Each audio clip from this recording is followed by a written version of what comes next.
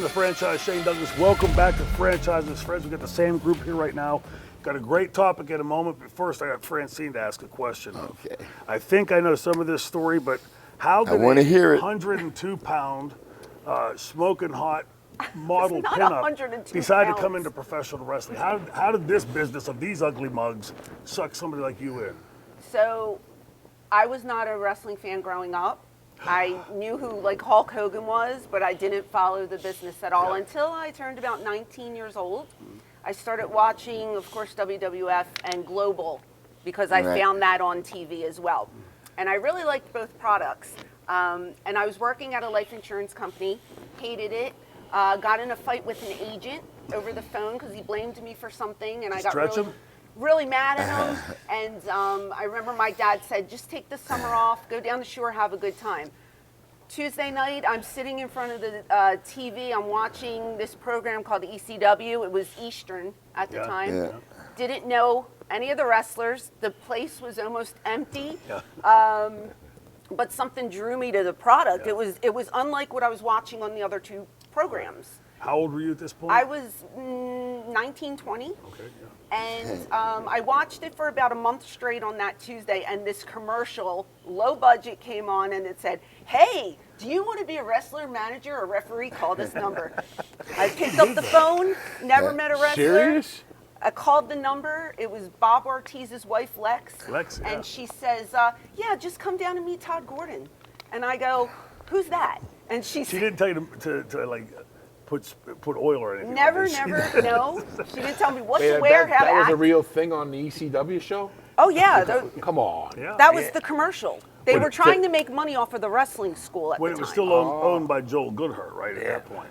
I don't think so. Right, it gets in that money This was area. 93, so... Yeah, Goodhart, yeah. But anyway, I was scared to death. I tell my dad, drive me down there. I had to go to Jewelers Row in Center City, Philadelphia. Yeah. And it's a pawn shop.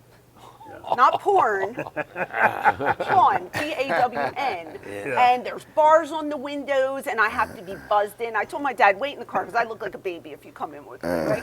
And they buzz me in, and she says, walk down this hallway, make a left, and you'll see Todd. So it's like one of those prison movies. You're walking down this hallway, and I'm walking, and I find the door, and I open it, and there's Todd Gordon, and he's got his legs like this. He's like this, and he goes, you're really pretty. You'll never have to bump. And I said, oh, and I didn't know what a bump was. Okay, fine. Not that kind of bump. And that's how I signed up for the wrestling school. It was it might have been $4,500 or $3,000, and I made my payments, and I trained with JT Smith, and I fell in love with it. Todd Gordon. Todd Gordon. He was the guy. Did he own it? Did Todd own the company? Eastern, yes.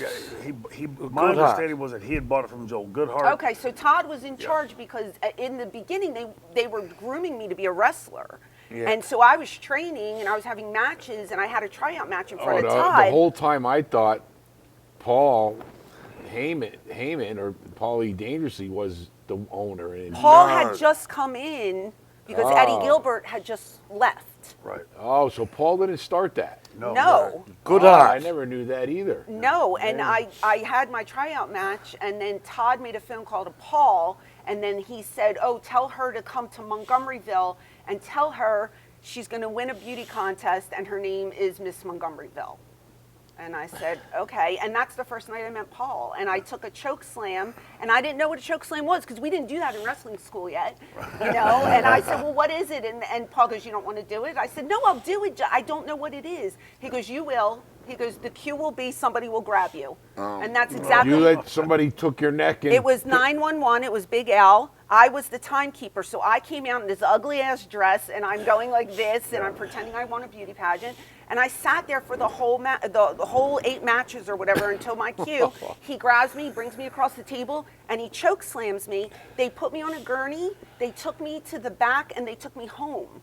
And I didn't even get to talk to Paul, so I was like, I wonder if I did good, because I don't know, you know. Yeah. Then I got a phone call, come back again.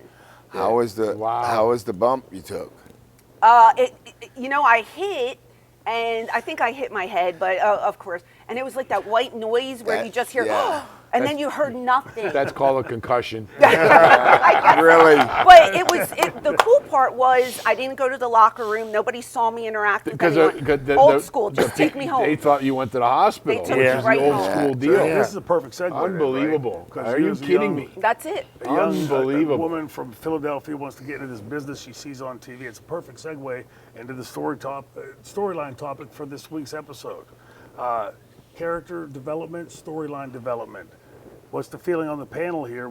Old school Booker? That there could be like a movie in itself. Yeah. Story, how she got into business and like the whole thing. I never knew about the commercial. Yeah. I never knew about those owners and the whole thing. You saw that? Oh Yeah. my God! Yes. That's I knew insane. somebody else owned it, but I never knew who. Yeah. Goodhart was the So- first, I'm right? teaching you boys. I something thought today. And then I thought Todd. Paul left No. WCW. I mean WCW. Right. And left and started that company. I Right. always No, thought Paul, that. No. Paul was Paul the was there assistant first. booker. Paul he was made it assistant booker extreme. with Oh, he made It was the, Paul Eastern. made It was it was Eastern. Eastern Championship Yeah. Wrestling, and then when Paulie came, it was extreme. he made ECW. Yeah. then. Okay, Yeah. so he's responsible.